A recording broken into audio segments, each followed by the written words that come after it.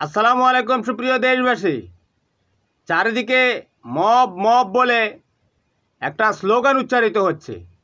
এই মব তো বাংলাদেশে আজকে নতুন আসেনি। এই মব বাংলাদেশের সর্বপ্রথম নিয়ে এসেছে মবের জননী জঙ্গি গণহত্যাকারী শেখ হাসিনা। 2006 সালের 28 অক্টোবর সে লগি বইটা দিয়ে সারা বাংলাদেশে মানুষ হত্যা করেছিল ঘোষণা দিয়ে।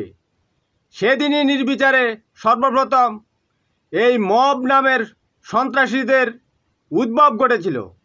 আপনারা জানেন 2004 সালে নাটোরের বড়াই গ্রামে সাবেক বিএনপি মন্ত্রী রুহুল কুদ্দুস তালুকদার দুলুর ভাতিজা গামাকে এভাবে পিটিয়ে পিটিয়ে বিএনপি ক্ষমতায় থাকা অবস্থায় গামাকে পিটিয়ে পিটিয়ে সাপের মতো হত্যা করেছিল আওয়ামী সন্ত্রাসীরা। আপনাদের মনে নেই বেগম খালেদা জিয়াকে শেখ হাসিনা বলেছিল, বেগম খালেদা জিয়াকে জিজ্ঞেস করেন